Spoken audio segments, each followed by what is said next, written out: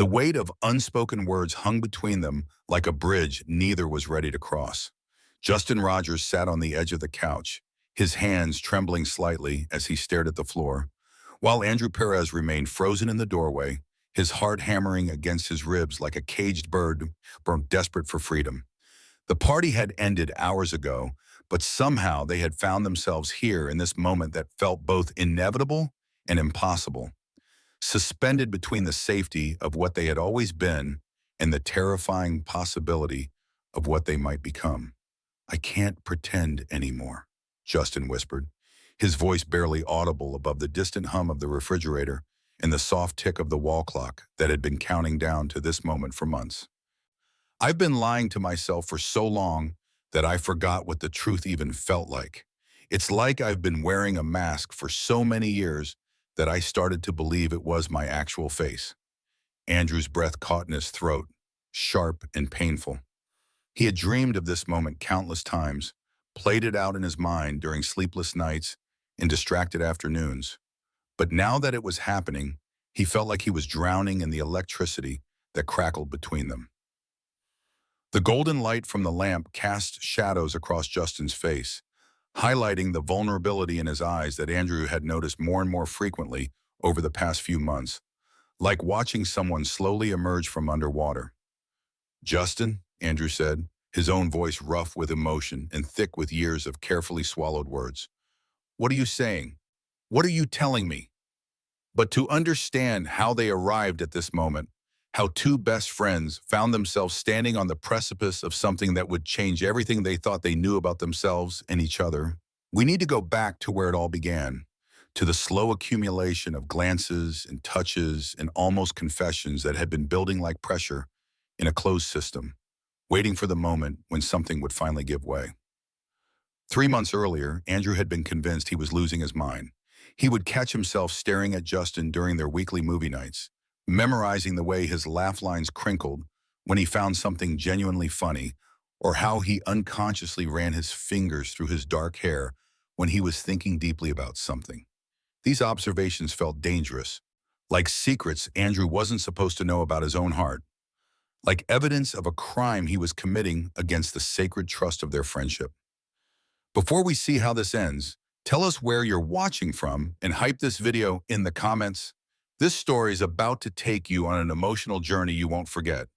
Andrew had been Justin's best friend for 7 years, ever since they met in college during a particularly brutal organic chemistry class that had claimed more academic casualties than a medieval plague.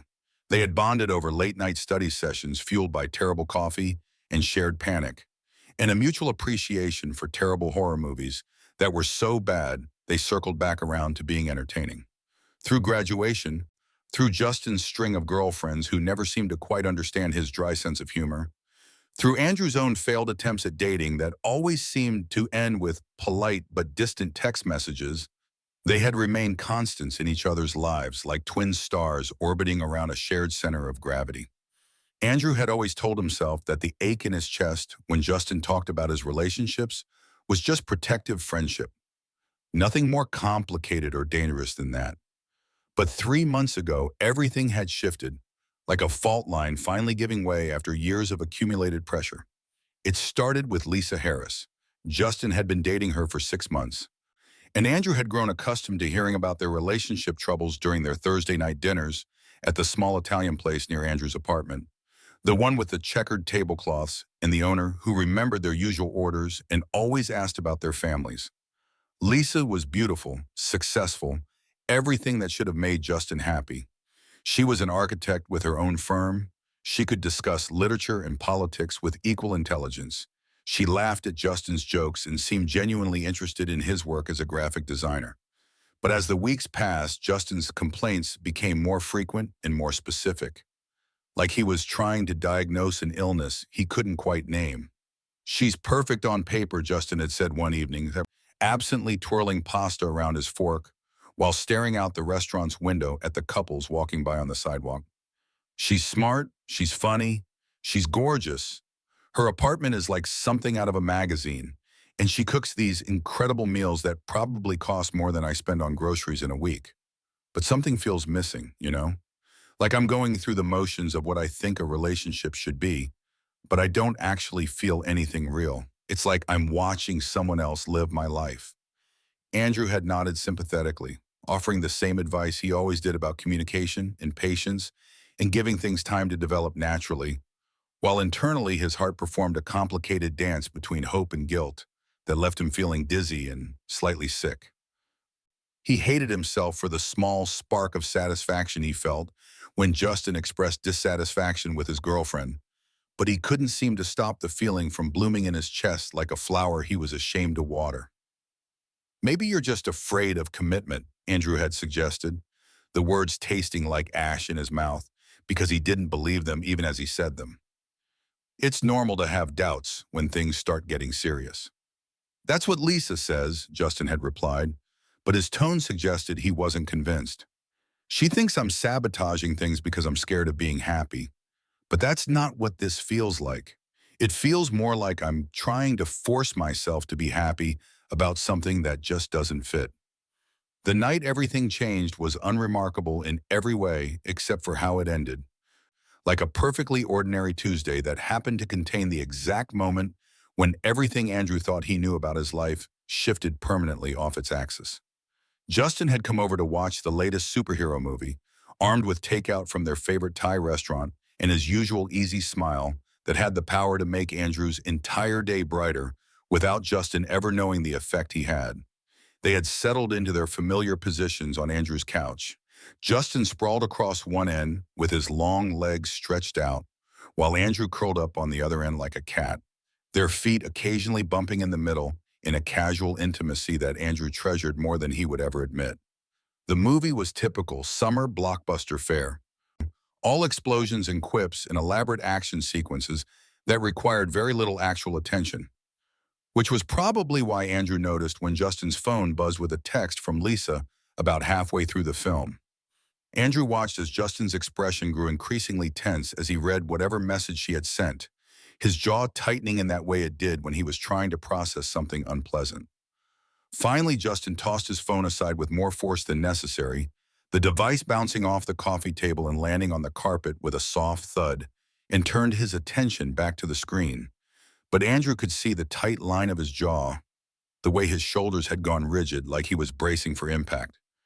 "Everything okay?" Andrew asked during a particularly quiet moment in the film, when the hero was having one of those contemplative moments that were clearly designed to give the audience a chance to catch their breath between action sequences. Justin was quiet for so long that Andrew wondered if he had heard the question or if he was deliberately ignoring it because it touched on something too complicated to explain. When he finally spoke, his voice was thoughtful, almost confused, like he was working through a problem that didn't have a clear solution. "Can I ask you something weird?"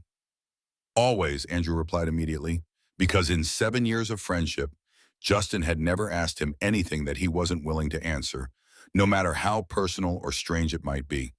"Do you ever feel like you're playing a character in your own life?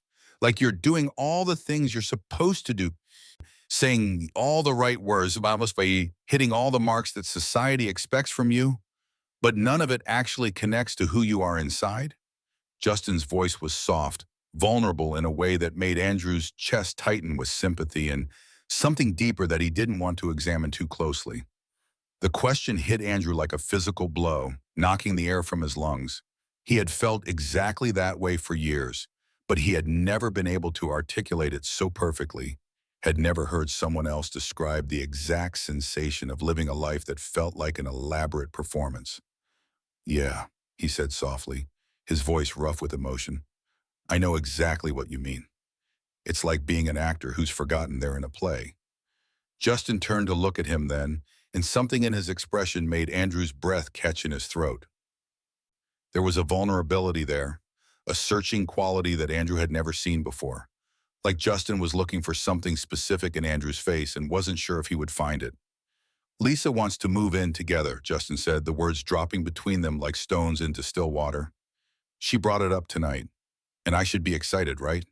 I should want to take that next step with someone I care about. But all I can think about is how wrong it feels, how much it feels like signing up for a life that belongs to someone else." "Wrong how?" Andrew asked. though part of him was terrified of the answer. Like I'd be lying to her. Like I'd be lying to myself. Justin ran his hands through his hair, a gesture Andrew had seen 1,000 times, but which seemed different now, more desperate. Like he was trying to physically pull the right words from his skull.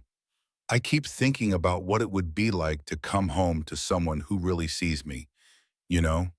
Someone who knows all my weird habits and still wants to be around me. Someone who makes me feel like Marlowe instead of like I'm performing some version of what I think a boyfriend should be. The words hung in the air between them, heavy with implication that made Andrew's heart race and his palms sweat. He felt his breath coming shorter, like the air in the room had suddenly become thinner. That sounds like what everyone wants in a relationship, he managed to say, though his voice sounded strange and distant to his own ears. Yeah, but that's just it, Justin said, shifting on the couch so he was facing Andrew more directly, their knees almost touching now. I have that. I have someone who sees me and knows me and makes me feel completely myself. It's just not with the person I'm supposed to be in love with. The silence that followed was deafening. Andrew could hear his own heartbeat, could feel the heat radiating from Justin's body across the small space between them, could smell his familiar cologne mixed with the scent of his shampoo. He wanted to ask what Justin meant, wanted to push for clarification, but he was terrified of the answer either way. If Justin meant what Andrew thought he meant, it would change everything. If he didn't, Andrew wasn't sure he could survive the disappointment. Instead, he did what he always did when conversations ventured too close to the truth he was hiding. He deflected. Maybe you just need more time with Lisa. Sometimes it takes a while for that comfort level to develop. You've only been together 6 months. Justin's face fell slightly, and he turned back toward the television, but not before Andrew caught the flash of hurt that crossed his features. Yeah, he said quietly, his voice flat with downward appointment. Maybe. But Andrew could see that he had said the wrong thing, had somehow closed a door that Justin had been tentatively opening. They finished the movie in relative silence, both of them pretending to pay attention to the screen while actually lost in their own thoughts. When Justin left that night, his goodbye hug lasted just a moment longer than usual, his arms tightening around Andrew's shoulders as if he was trying to communicate something he couldn't say out loud. And Andrew found himself memorizing the feeling of being held by him, storing it away like a treasure he might never be allowed to touch again. The weeks that followed were a special kind of torture for Andrew, like being slowly stretched on a rack made of his own conflicted emotions. Justin broke up with Lisa 2 days after their conversation on the couch, citing the same vague dissatisfaction he had expressed that night. He seemed lighter afterward, more like his old self, but there was something new in the way he looked at Andrew sometimes, an intensity that made Andrew's stomach flip and his palms sweat and his brain go completely blank, like someone had just erased his hard drive. Their friendship took on a different quality, charged with an electricity that Andrew could feel humming beneath every interaction. The casual touches that had always been part of their dynamic became charged with meaning that Andrew was afraid to interpret. When Justin would throw his arm around Andrew's shoulders during a movie, or when their hands would brush reaching for the same bowl of popcorn, Andrew felt like he was being slowly electrocuted in the most pleasant way possible, every nerve ending in his body suddenly hypersensitive to Justin's presence. Justin started staying later when he came over, finding excuses to linger in Andrew's apartment like he was reluctant to return to his own space. He would help with dishes that didn't need to be done, suddenly discovering a passion for organization that had never existed before. He would suddenly remember a story he wanted to tell, just as he was putting on his jacket to leave. Or find a book on Andrew's shelf that he absolutely had to borrow right that minute. Sometimes Andrew would catch him staring, and when their eyes met, Justin wouldn't look away immediately like he used to. Instead, he would hold Andrew's gaze for a beat too long, his expression unreadable but intense, like he was trying to solve a puzzle that Andrew represented. One particularly warm evening in late spring, when the air was soft and sweet with the smell of blooming flowers, they were sitting on Andrew's small balcony, sharing a beer and watching the sunset paint the sky in shades of orange and pink that looked like something out of a romantic movie. Justin had been quieter than usual all evening, seeming lost in thought, occasionally starting to say something and then stopping himself as if he'd thought better of it. "Can I ask you another weird question?" Justin said suddenly, echoing his words from weeks earlier, and Andrew felt his pulse quicken in response. "Shoot," Andrew replied, trying to keep his voice casual, even though his heart was racing. "Have you ever wondered what it would be like to kiss another guy?" The question hung in the air like a live wire, crackling with dangerous possibility. Andrew felt his entire body go still, afraid that any movement might shatter whatever fragile moment they were in, might cause Justin to realize what he had just asked and retreat back into the safety of their carefully maintained friendship. "I," he started, then stopped, his mouth suddenly dry. The truth was that he had wondered extensively and in vivid detail what it would be like to kiss one specific guy, but he couldn't say that. He couldn't admit that he had spent countless nights imagining exactly that scenario. "I think most people probably wonder about things like that at some point," he said finally, hating himself for the diplomatic non-answer. "Right," Justin said, but he sounded disappointed by Andrew's response, like he had been hoping for something more specific, more personal. "It's just, I was talking to my sister the other day, and she mentioned something about how she always knew she was attracted to women, even when she was dating men. She said it was like she was trying to force herself to feel something that just wasn't there, like trying to make herself enjoy a food she was allergic to." Andrew's heart was hammering so hard he was sure Justin could hear it, could probably see his pulse jumping in his throat. "That must have been confusing for her," he managed to say. "Yeah, she said it was, but she also said that when she finally stopped fighting it and admitted what she really wanted, everything suddenly made sense. Like all the pieces of her life finally clicked into place, like she'd been trying to solve a jigsaw puzzle with half the pieces upside down." Justin took a long sip of his beer, then set it down and turned to face Andrew fully, his eyes reflecting the last traces of sunset. "Do you think it's possible to know someone for years and then suddenly realize you feel something different for them? Or do you think those feelings were always there, just buried so deep that it took time to dig them up?" The question felt like a test, like Justin was asking for permission to say something more direct. And Andrew felt like he was standing on the edge of a cliff with no idea how far the drop might be. His mouth felt dry, and he could feel sweat beating on his forehead, despite the cool evening breeze that carried the sound of distant traffic and someone's barbecue.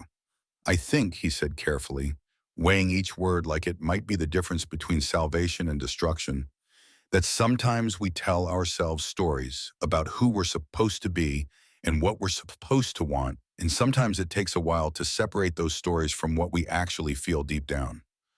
Justin nodded slowly, his eyes never leaving Andrew's face, like he was memorizing every detail of this conversation. "Yeah," he said softly. "That makes sense. That makes a lot of sense, actually." They sat in comfortable silence for a while, watching the last traces of sunlight fade from the sky and the first stars begin to appear, both of them lost in thoughts that felt too dangerous to voice. When Justin finally left that night, he paused in the doorway and turned back to Andrew, his hand resting on the doorframe. "Thanks for always listening," he said, his voice soft and sincere. "I don't know what I'd do without you. I don't know who I'd be." "You'll never have to find out," Andrew replied, and meant it with every fiber of his being, even though he had no idea what he was promising or whether he would be able to keep such a vow. The shift in their dynamic became impossible to ignore, like trying to pretend that an earthquake was just a minor tremor. Justin started finding reasons to touch Andrew more frequently, his hand lingering on Andrew's shoulder when he laughed at a joke, or his fingers brushing Andrew's when he handed him a cup of coffee, each contact lasting just a moment longer than strictly necessary. During their movie nights, the space between them on the couch seemed to shrink each week until they were sitting close enough that Andrew could feel the warmth of Justin's thigh against his own, could sense the rhythm of his breathing, could catch hints of his cologne every time he moved. Andrew found himself cataloging these moments like precious treasures, replaying them in his mind late at night when he couldn't sleep, analyzing every gesture for hidden meaning, like a scholar studying ancient texts. The way Justin's eyes would soften when he looked at him, going from their usual bright alertness to something warmer and more intimate. The way his voice would drop to almost a whisperer when they were talking about something personal, creating a bubble of intimacy that felt separate from the rest of the world. The way he seemed to lean into Andrew's space whenever they were standing close together, like he was drawn by some invisible magnetic force. But with the growing intimacy came growing confusion that felt like trying to navigate by a map written in a language he didn't speak. Andrew couldn't tell if he was reading too much into innocent gestures, projecting his own feelings onto situations that might be completely platonic. The uncertainty was eating him alive, creating a constant low-level anxiety that made it hard to concentrate on anything else, but he was too terrified of ruining their friendship to say anything direct. The breaking point came on a Friday night in early summer, when the air was warm and humid and filled with the promise of a long weekend. They had gone to a party at their mutual friend Scott's apartment, a casual gathering that had somehow turned into a larger event as word spread through their social circle and friends of friends began showing up with bottles of wine and six-packs of beer. Andrew had spent most of the evening watching Justin interact with other people, noting the easy way he laughed and joked with everyone, his natural charisma that drew people to him like moths to a flame, but also noticing how his eyes seemed to seek out Andrew's across the room with increasing frequency as the night wore on. Around midnight, people started leaving in groups, calling Ubers and saying their goodbyes. And Andrew began gathering his things, assuming he and Justin would head out together as they usually did. But when he looked around for Justin, he found him deep in conversation with a guy Andrew didn't recognize. Someone tall and lean with carefully styled hair and an expensive-looking shirt who was standing closer to Justin than seemed strictly necessary and who kept touching Justin's arm when he laughed, his hand lingering each time like he was testing boundaries. Andrew felt a stab of something that might have been jealousy, sharp and unexpected, and followed immediately by shame that made his cheeks burn. He had no right to feel possessive of Justin, no claim on his attention or affection. They were friends, nothing more. And if Justin wanted to flirt with attractive strangers at parties, that was his prerogative. Andrew was about to leave without saying goodbye, unable to watch the interaction any longer, when Justin appeared at his elbow as if he had materialized out of thin air. "Hey," Justin said, slightly breathless, his cheeks flushed in a way that could have been from alcohol or heat or something else entirely. "You're not leaving, are you?" "The party's winding down," Andrew said, trying to keep his voice neutral, even though his heart was racing. "I figured I should head home. You seem busy anyway." "Could you wait a little longer?" Justin asked, and there was something almost desperate in his voice, an urgency that made Andrew look at him more closely. "I'm not ready for tonight to end yet. I'm not ready to go back to my empty apartment and pretend that everything is normal." Andrew studied his friend's face, noting the flush in his cheeks, the way his hair was slightly mussed like he'd been running his hands through it, the brightness in his eyes that spoke of some kind of internal struggle. "Sure," he said, because he had never been able to deny Justin anything he asked for. "Whatever you want." They ended up being among the last people to leave, helping Scott clean up the worst of the mess, while making small talk about work and mutual friends and anything except the tension that seemed to be building between them like pressure in a closed system. The walk to Andrew's apartment was quiet, both of them seeming lost in their own thoughts, their footsteps echoing off the empty sidewalks as they made their way through the warm summer night. "Do you want to come up?" Andrew asked when they reached his building, the question automatic after years of friendship, though tonight it felt charged with possibility that made his mouth dry. "Yeah," Justin said immediately without hesitation. "If that's okay, I don't want to be alone right now." Once they were in Andrew's apartment, the atmosphere felt different somehow, charged with an electricity that made Andrew's skin feel too tight and his nerves feel like exposed wires. Justin seemed restless, moving around the living room, touching objects aimlessly, picking up books and setting them down without reading the titles, adjusting picture frames that didn't need adjusting, like he was trying to burn off nervous energy that had nowhere else to go. "Do you want some water?" Andrew asked, desperate to do something with his hands, to have a task that might calm the racing of his heart. "Or I could make coffee if you want to sober up a little." "I'm not drunk," Justin said, turning to face him with an intensity that made Andrew take a step back. I only had 2 beers all night. I wanted to stay clear-headed. Okay, Andrew said slowly, confused by the implication of that statement. Is everything all right? You seem kind of wound up. Justin laughed, but it sounded strained, like he was trying to release pressure that had been building for too long. Yeah, I'm wound up. I've been wound up for weeks, actually. Maybe months. Maybe years, if I'm being honest. What's going on? Andrew asked, though part of him was afraid of the answer.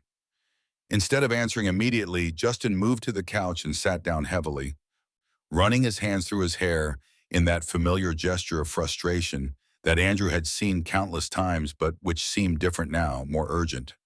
That guy at the party, he said finally, his voice tight with some emotion Andrew couldn't identify. David, he was hitting on me. Andrew felt his stomach drop like he was in an elevator that had just snapped its cables. Oh, were you interested? That's the thing, Justin said, looking up at Andrew with an expression of complete bewilderment, like he was trying to solve a puzzle that kept changing shape. He was attractive, he was funny, he was clearly interested, and he wasn't being subtle about it. And all I could think about was how wrong it felt, how much I wanted to get away from him and find you instead. Andrew's breath caught in his throat like a fishhook had just lodged there. He moved to the couch but remained standing, afraid to sit down, afraid to get too close to whatever precipice they were approaching, afraid that any movement might send them tumbling over an edge they couldn't climb back up. I've been thinking about what my sister said, Justin continued, his voice gaining strength and clarity as he spoke, about forcing yourself to feel things that aren't there. And I realized that's what I've been doing my whole life, but not in the way I thought. I haven't been forcing myself to be attracted to women. I've been forcing myself not to be attracted to men. To one man, specifically. The words hit Andrew like a physical blow, like someone had just punched him in the solar plexus. He gripped the back of the couch to steady himself, his knuckles white with tension, his legs suddenly feeling like they might not support his weight. Justin. I know this is crazy, Justin said, standing up abruptly and beginning to pace the length of the living room like a caged animal. I know this changes everything. I know this might ruin what we have. And the thought of losing you terrifies me more than anything else in the world. But I can't keep pretending anymore. I can't keep lying to myself about what I want, about who I am. What do you want? Andrew asked, his voice barely above a whisper, afraid that speaking too loudly might break whatever spell was allowing this conversation to happen. Justin stopped pacing and turned to face him, his eyes bright with unshed tears and something that looked like hope mixed with terror. You, he said simply, the single word falling between them like a stone into still water. I want you. I think I've wanted you for years, but I was too scared to admit it, even to myself. I was too afraid of what it might mean, too afraid of changing everything we had. The confession hung between them like a bridge that could either connect them or collapse entirely. And Andrew felt like he was standing on the edge of a chasm with no idea how deep it went. He felt tears pricking at his own eyes, his heart racing so fast he thought it might burst from his chest like something out of a horror movie. I've been in love with you for 3 years, Andrew said, the words tumbling out before he could stop them, before he could second-guess himself or find a safer way to say it. Since that night you came over after your breakup with Sarah and fell asleep on my couch, I woke up and you were curled up against me, and I realized I never wanted you to leave. I've been pretending to be your friend while dying a little bit every time you dated someone else, every time you told me about kissing someone or sleeping with someone or falling for someone who wasn't me. Justin's face crumpled with relief and something that looked like grief, like he was mourning all the time they had lost to fear and uncertainty. 3 years, he repeated, his voice thick with emotion. God, Andrew, I'm so sorry. I'm sorry I was so blind, so stupid, so afraid of my own feelings that I put you through that. You weren't stupid, Andrew said fiercely, surprised by the strength in his own voice. You were figuring yourself out. We both were. This isn't something you just know immediately. This is something you have to discover, and that takes time. They stared at each other across the small space of the living room, both of them trembling with the weight of what they had just confessed, both of them seeming afraid to move first. Andrew could see the exact moment when Justin made his decision, could see the fear in his eyes transform into determination, could see him gathering his courage like someone preparing to jump off a cliff. "Can I?" Justin started, then stopped, swallowing hard, his Adam's apple bobbing in his throat. "Can I kiss you?" Andrew's answer was to close the distance between them in two quick strides, his hands coming up to cup Justin's face, or as their lips met in a kiss that was fun and desperate and perfect. Everything Andrew had imagined and nothing like he had expected all at once. Justin's arms wrapped around Andrew's waist, pulling him closer, eliminating any space between their bodies. And Andrew felt like every nerve ending in his body was on fire, like he had been struck by lightning and somehow survived. The kiss deepened, became more urgent, as years of suppressed longing poured out between them like water breaking through a dam. Andrew could taste the sweetness of the beer Justin had been drinking, could feel the slight roughness of his stubble against his palms, could smell his cologne mixed with something that was purely Justin, purely the person he had been in love with for so long that he had forgotten what it felt like to not want him. When they finally broke apart, both of them were breathing heavily, their foreheads pressed together, their eyes closed as if they were afraid that opening them might make this moment disappear. "Wow," Justin whispered, his breath warm against Andrew's lips. "Yeah," Andrew agreed, his voice rough and shaky. "Wow doesn't even begin to cover it." They stood there for a long moment, holding each other, both of them seeming afraid to move and break whatever spell had been cast. Andrew could feel Justin's heart beating against his chest, could feel the slight tremor in his hands where they rested on Andrew's back, could sense the magnitude of what had just shifted between them. Finally, but Justin pulled back just enough to look into Andrew's eyes, his own expression vulnerable and hopeful and terrified all at once. "I'm scared," he admitted, his voice barely above a whisper. "This changes everything. This changes who we are, what we are to each other." "I'm terrified," Andrew said honestly, because there was no point in pretending otherwise. "But I'm also happier than I've been in years. I'm also more myself than I've felt in longer than I can remember." Justin smiled then, the first genuine smile Andrew had seen from him all evening, and it was like watching the sun rise after the longest night of winter. "Yeah, even though I just completely upended both of our lives." "Especially because of that," Andrew said, and meant it completely. They moved to the couch, sitting close enough that their thighs touched, their hands intertwined like teenagers on a first date. There was so much to talk about, so much to figure out, so many questions about what this meant and where they went from here, but for now, it was enough just to be close, to finally acknowledge what had been building between them for so long, to stop pretending that what they felt was anything less than love. "I keep thinking about all the times I almost said something," Justin said, his thumb tracing patterns on the back of Andrew's hand that had sent shivers up his arm. "Like that night we were talking on your balcony. I wanted to tell you then, but I chickened out. I was so afraid of ruining what we had." "I'm glad you told me tonight," Andrew said, bringing their joined hands up to press a soft kiss to Justin's knuckles. "I don't think I could have handled much more of the uncertainty. I was starting to feel like I was losing my mind."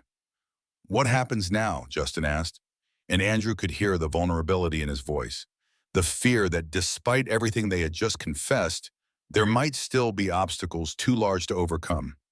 "I mean, with us, with our friends, with everything." Andrew considered the question seriously, thinking about their social circle, about their families, about all the practical considerations that came with this kind of revelation. Their friends were generally accepting, but coming out as a couple would still be a significant change. There would be questions, adjustments, possibly some awkwardness as people got used to seeing them differently. His own family would be supportive. He was confident of that. But he didn't know about Justin's parents, who were more traditional and might struggle with the idea of their son being with another man. "I think we figure it out together," Andrew said finally, the words feeling right as soon as he spoke them. "One day at a time, one conversation at a time, one moment at a time." "Together," Justin repeated, as if testing the word, rolling it around on his tongue like he was tasting something new and wonderful. I like the sound of that. I like the sound of us. They talked until the early hours of the morning, sharing stories about moments when they had almost confessed, about the signs they had missed or misinterpreted, about their fears and hopes for what came next. They talked about Justin's realization that his dissatisfaction with his relationships hadn't been about the women he was dating, but about trying to force himself into a shape that didn't fit. They talked about Andrew's years of carefully hidden longing, about the way he had trained himself to be happy for Justin's happiness, even when it meant his own heart was breaking. As the sun began to rise, painting Andrew's living room in soft golden light that made everything look like it was touched by magic, Justin yawned and stretched, his body uncoiling like a cat in a patch of sunlight. I should probably go home and get some sleep, he said, but he made no move to leave, his hand still firmly entwined with Andrew's. You could stay, Andrew offered quietly, his heart racing at his own boldness. I mean, just to sleep. We don't have to. I just don't want you to leave yet. I'm not ready for this to end. Justin's smile was soft and grateful and full of affection that made Andrew's chest tight with happiness. I'd like that. I'd like that very much. They moved to Andrew's bedroom, both of them suddenly shy now that the adrenaline of confession was wearing off and they were faced with the practical reality of sharing a bed. Andrew offered Justin a clean t-shirt and a pair of sweatpants, and they changed separately. The intimacy of sharing clothes somehow more nerve-wracking than the kiss had been. More domestic and real in a way that made Andrew's hands shake as he pulled on his own pajamas. When they finally settled into bed, they lay on their sides facing each other, close enough to touch, but not quite touching, both of them seeming unsure of the boundaries in this new dynamic. The bed felt smaller with both of them in it, but also more complete, like it had been waiting for this moment to fulfill its true purpose. Is this weird? Justin asked softly, his voice barely audible in the pre-dawn quiet. A little, Andrew admitted, because there was no point in pretending otherwise. But good weird, the best kind of weird. Good weird, Justin agreed, and Andrew could hear the smile in his voice. I can live with good weird. I think I prefer good weird to normal, actually. They drifted off to sleep like that, hands almost touching on the pillow between them. And Andrew's last thought before unconsciousness took him was that he had never felt so perfectly at peace, so completely right with the world and his place in it. For the first time in years, he fell asleep without the ache of wanting something he thought he could never have. When Andrew woke up several hours later, it was to find Justin curled against his side, one arm thrown across his chest, his face peaceful in sleep in a way that made Andrew's heart clench with tenderness. For a moment, Andrew wondered if he had dreamed the entire previous evening, if this was just another one of the fantasies that had haunted him for years. But then Justin stirred and opened his eyes, and the smile that spread across his face was real and warm and directed entirely at Andrew. And Andrew knew that this was actually happening, that this was his life now. Morning, Justin murmured, his voice rough with sleep and somehow even more attractive than usual. Morning, Andrew replied, marveling at how natural it felt to wake up next to him, how right it seemed to have Justin's weight against his side and his hair tickling Andrew's chin. They lay there for a while, talking quietly about nothing in particular, both of them seeming reluctant to leave the cocoon of Andrew's bedroom and face the reality of what their confession meant for the rest of their lives. There would be conversations to have, decisions to make, people to tell, but for now it was enough just to exist in this bubble of new possibility, to explore what it felt like to be honest with each other about their feelings. Eventually, though, hunger drove them to the kitchen, where they moved around each other with an easy familiarity that was somehow enhanced by their new understanding.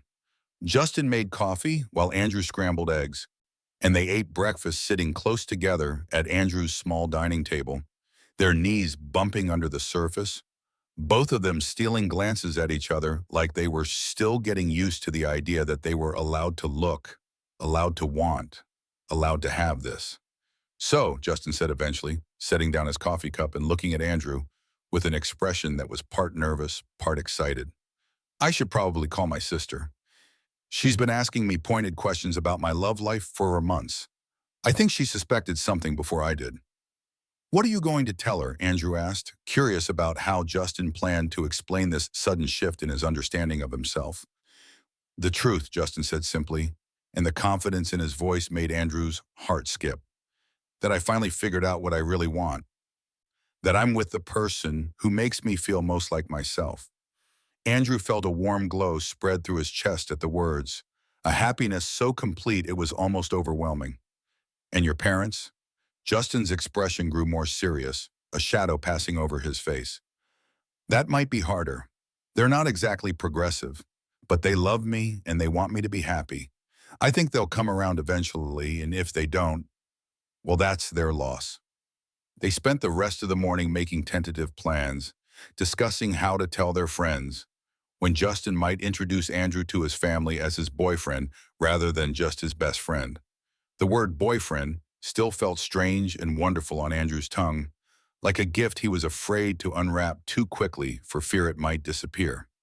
Around noon, Justin reluctantly said he should go home and shower and change clothes, but he lingered in Andrew's doorway, seeming reluctant to leave this space where everything had changed, where they had finally been honest with each other. I'll see you later, right? He asked, and there was a vulnerability in the question that made Andrew's heart ache with affection. You'll see me later, Andrew confirmed, reaching out to brush a strand of hair from Justin's forehead. In fact, you'll probably see me every day for the foreseeable future, if that's okay with you. That's more than okay, Justin said, leaning in to press a soft kiss to Andrew's lips that tasted like coffee and possibility. That's perfect. The next few weeks passed in a blur of happiness that Andrew had never imagined possible, like living in a dream where everything was brighter and more vivid than real life had ever been. They told their friends gradually, starting with the people they trusted most and working their way out through their social circle. Scott's reaction was a knowing grin and a comment about how everyone had been waiting for them to figure it out, which made Andrew wonder how obvious their feelings had been to everyone except themselves. Other friends were surprised but supportive, offering congratulations and expressing genuine happiness for them. A few people admitted they had suspected something, pointing to moments of obvious chemistry that Andrew and Justin had been oblivious to at the time. Within a month, their new relationship status felt natural to everyone in their social circle, like a puzzle piece that had finally been placed in its correct position. Justin's conversation with his sister went exactly as he had predicted. She laughed and told him she had been wondering when he would finally admit what was obvious to everyone else, then demanded to meet Andrew officially as Justin's boyfriend rather than just his friend. His parents took longer to adjust, but they were civil and seemed to be making an effort to understand, which was more than either Andrew or Justin had dared to hope for.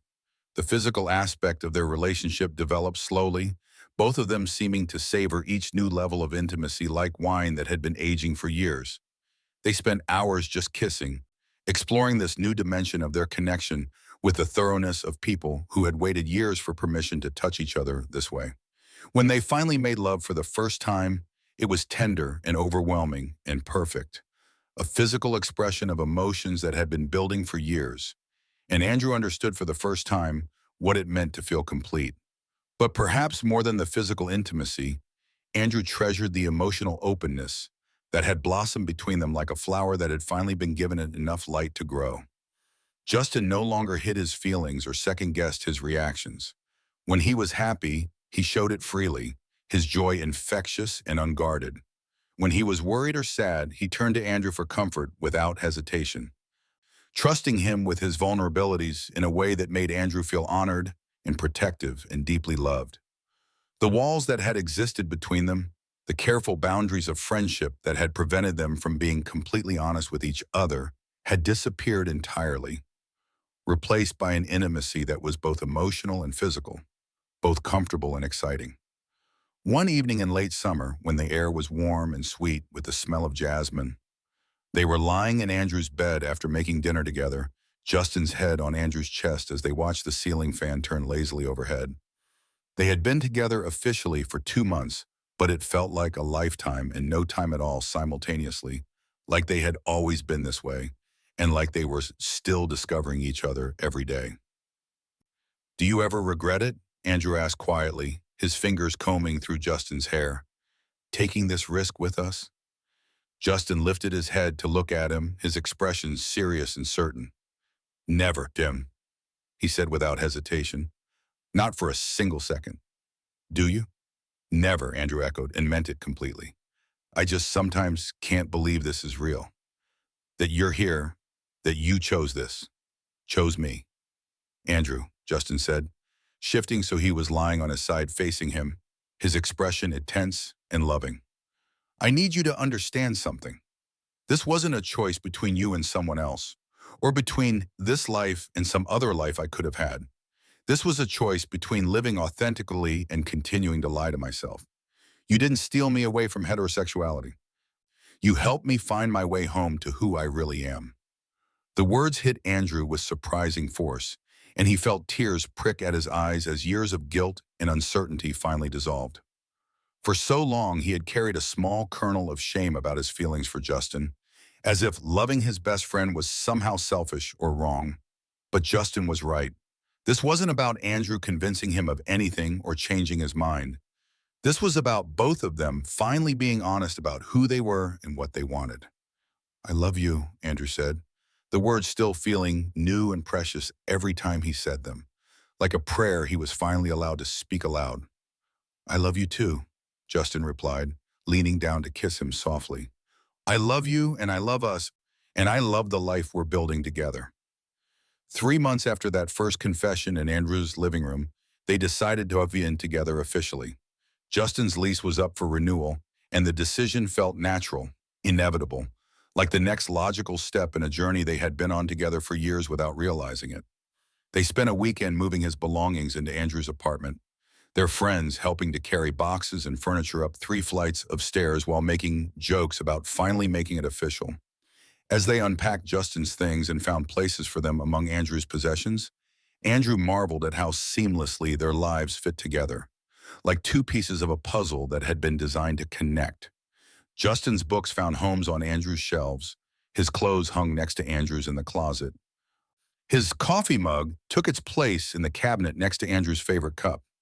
It was as if they had been living together for years rather than just beginning this new chapter, as if their separate lives had always been incomplete halves waiting to be joined.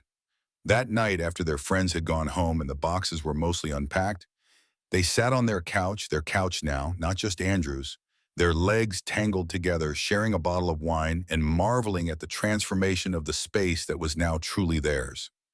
It feels different, Andrew said, looking around the living room that bore traces of both their personalities now. Justin's colorful artwork hanging next to Andrew's black and white photographs, their books intermixed on the shelves like old friends getting reacquainted. Good different? Justin asked, his hand finding Andrew's and squeezing gently. Perfect different, Andrew confirmed, bringing their joined hands up to press a kiss to Justin's knuckles. Like this is how it was always supposed to be. Justin smiled and leaned over to kiss him, wine sweet and warm and tasting like home. I was thinking the same thing. Like all those years of friendship were just preparation for this. Like we were learning how to love each other before we even knew that's what we were doing. As they sat there in the soft lamplight, surrounded by the evidence of their merged lives, Andrew thought about the journey that had brought them to this moment. All the years of friendship, the relationships with other people that had never quite felt right, the gradual awakening to the truth of their feelings, the courage it had taken to risk everything for the possibility of love. Do you think we would have figured it out eventually? Andrew asked, genuinely curious about the path not taken. If that night at the party hadn't happened, if you hadn't been ready to say something. Justin considered the question seriously, his thumb tracing circles on Andrew's palm. I think so, he said finally. I think the feelings were too strong to stay buried forever. Maybe it would have taken longer. Maybe we would have had to go through more failed relationships first. But I think we would have found our way here eventually. Love like this doesn't stay hidden forever. I'm glad we didn't have to wait any longer, Andrew said, thinking about all the time they could have lost to fear and uncertainty. Me too, Justin agreed, settling more comfortably against Andrew's side. I'm glad we were brave enough to tell the truth when we did. They finished their wine and went to bed, settling into the rhythm that had become as natural as breathing. Justin curled against Andrew's side, his arm thrown across his chest, his breathing gradually slowing as sleep claimed him. Andrew lay awake for a little while longer, listening to the sound of Justin's heartbeat against his ribs, marveling at the simple miracle of being able to hold the person he loved without hiding or pretending or wishing for something he thought he could never have. The last thing he thought before drifting off to sleep was how grateful he was for that night 3 months ago, when Justin had been brave enough to stay after the party and ask if they could just sit together for a while. That simple request had opened a door that neither of them could close, had led them down a path that transformed their friendship into something deeper and more beautiful than either of them had dared to imagine. Sometimes the most profound changes in life began with the smallest gestures, the quietest confessions, the willingness to risk everything for the possibility of love. And sometimes, if you were very lucky, that risk paid off in ways that exceeded your wildest dreams, leading you home to the person who had been waiting for you all along, disguised as your best friend, until the moment you were both ready to see the truth that had been there from the beginning, patient and constant as gravity, as inevitable as sunrise, as perfect as finding the missing piece of yourself in the last place you thought to look.